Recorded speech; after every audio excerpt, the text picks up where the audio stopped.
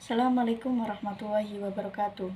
Perkenalkan, nama saya Nurul Hidayah, NIM 2303010015, Prodi Pendidikan Sejarah. Nah, pada kesempatan kali ini saya akan membahas konsep dasar pendidikan sejarah. Pada mata kuliah konsep dasar pendidikan sejarah terdapat beberapa bab.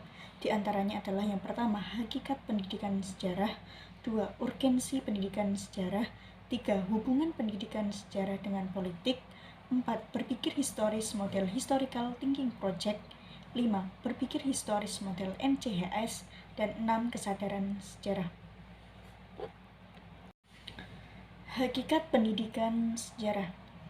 Pendidikan adalah usaha sadar dan terencana untuk mewujudkan suasana belajar dan proses pembelajaran agar peserta didik secara aktif mengembangkan potensi dirinya untuk memiliki kekuatan spiritual keagamaan, pengendalian diri, kepribadian, kecerdasan, akhlak mulia, serta keterampilan yang diperlukan dirinya, masyarakat, bangsa, dan negara.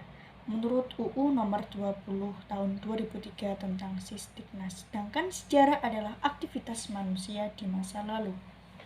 Jadi, pendidikan sejarah merupakan suatu proses internalisasi nilai-nilai, pengetahuan, dan keterampilan kesejarahan dari serangkaian peristiwa yang dirancang dan disusun sedemikian rupa untuk mempengaruhi dan mendukung terjadinya proses belajar serta didik.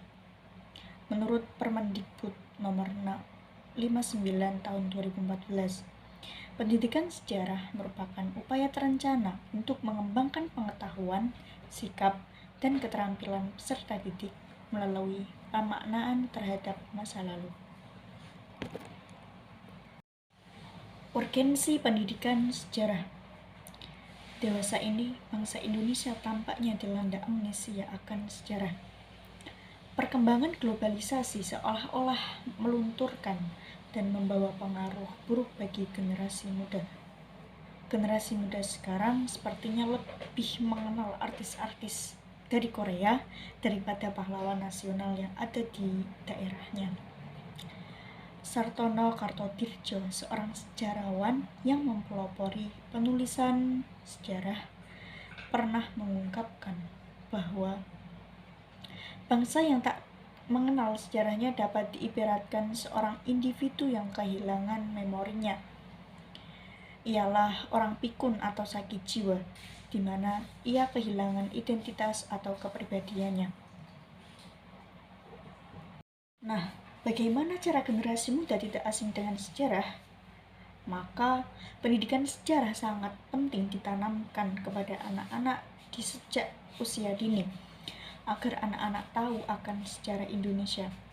Calon pendidik atau guru juga sangat berperan penting dalam hal ini, karena mereka yang berinteraksi langsung dengan generasi muda. Hubungan pendidikan, sejarah, dan politik. Pada dasarnya, sejarah dan politik adalah sebuah ilmu atau alat yang membantu manusia dalam mencapai kehidupan yang lebih baik lagi. Definisi dari politik pada umumnya adalah bergerak atau berhubungan langsung dengan negara dan pemerintahan. Titik fokus ilmu politik berdasar pada gejala-gejala di masyarakat yang memiliki tujuan dalam kekuasaan.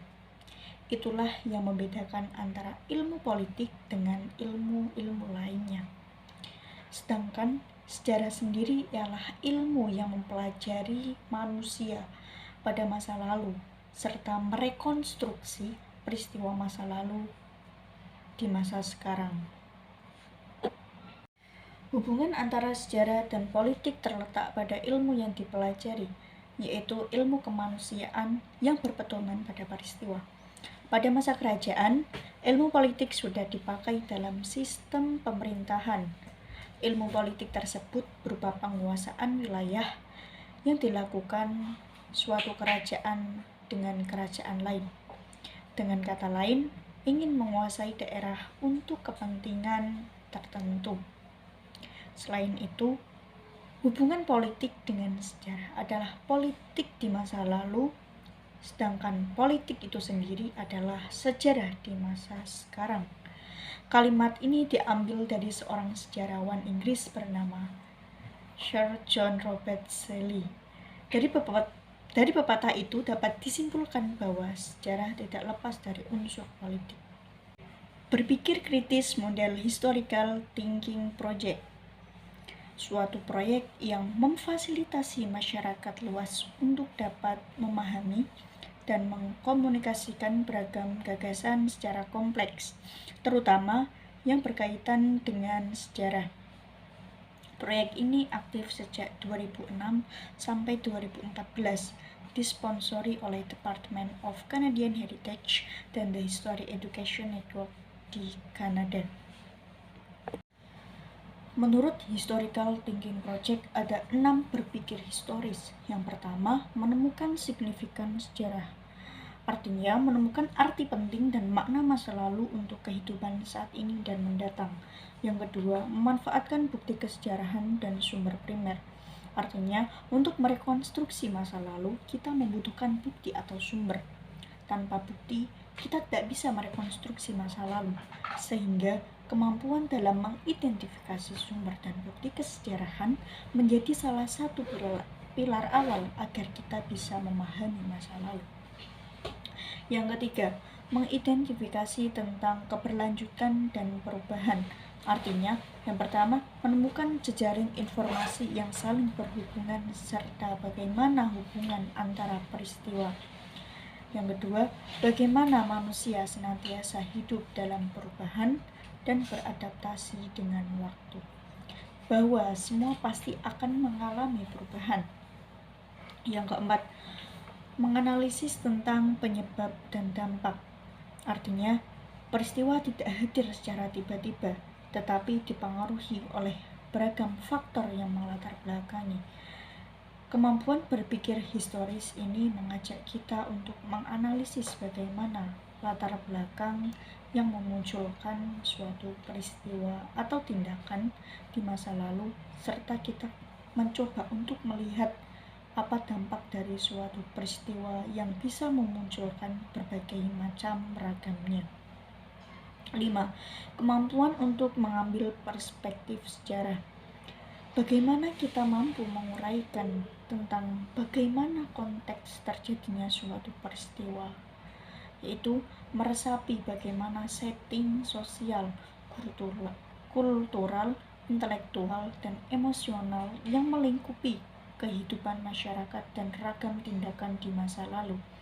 Yang keenam, kemampuan memahami dimensi etis dalam penafsiran, yaitu sejarah mengajarkan tentang tanggung jawab sosial sekaligus semangat advokatif. Kita harus belajar sesuatu dari masa lalu yang membantu kita menghadapi masalah etika saat ini. Berpikir historis model NCHS. Konsep berpikir ini dikembangkan oleh National Center for History in the School di University of California, Los Angeles, dan National Council for History Standard. Ada beberapa aspek dalam berpikir kritis model NCHS. Yang pertama, berpikir kronologis. Yang kedua, pemahaman sejarah. Yang ketiga, analisis dan penafsiran historis. Yang keempat, kemampuan penelitian sejarah. Yang kelima, analisis isu kesejarahan dan pengambilan keputusan. Kesadaran sejarah. Pengertian kesadaran sejarah. Kesadaran sejarah adalah kemampuan merefleksikan masa lalu secara kritis dan arif untuk memahami realitas kekinian serta memecahkan permasalahan saat ini dan masa mendatang. Kompetensi dalam kesadaran sejarah menurut Rusen tahun 2004. Yang pertama, pengalaman. Artinya, kemampuan meresapi pengalaman masa lalu. Yang kedua, penafsiran. Artinya, kemampuan menggabungkan pengalaman masa lalu dengan pemahaman masa kini dan harapan tentang masa depan. Yang ketiga, orientasi. Artinya, kemampuan mengambil alternatif dan arah tindakan yang sesuai dalam menghadapi perubahan waktu. Tipe kesadaran sejarah menurut Rusen tahun 2004. Yang pertama, tradisional. Artinya, masa kini perlu melanjutkan tradisi yang telah diwariskan dari masa lalu. Yang kedua, peneladanan. Artinya, masa lalu mengajarkan tentang nilai universal yang dapat menjadi pegangan saat ini dan masa yang akan datang. Yang ketiga, kritis. Artinya mempertanyakan kembali kejadian dan narasi masa lalu serta relevansinya dalam konteks saat ini. Yang keempat, genetis. Perlu ada transformasi atau perubahan yang lebih baru di saat ini dibandingkan dengan masa lalu. Komponen kesadaran sejarah. Yang pertama, pengetahuan kesejarahan.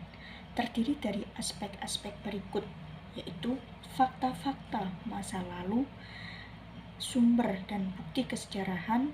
Selanjutnya ada ragam historiografi dan metakognitif. Yang kedua, pemaknaan masa lalu, terdiri atas menguraikan arti penting peristiwa. Selanjutnya, mengambil nilai dari masa lalu. Yang ketiga, berpikir historis, yaitu kemampuan menalar berdasarkan pengetahuan dan penafsiran tentang masa lalu. Yang keempat, pemecahan masalah, yaitu melakukan tindakan secara arif di masa kini dan mendatang dari hasil refleksi terhadap masa lalu. Wujud kesadaran sejarah menurut Purwanta tahun 2019 terdiri atas 1. Identitas etnik dan identitas nasional, 2. Pendorong kemajuan atau progresivitas, dan yang ketiga, penegak kerukunan atau kohesivitas.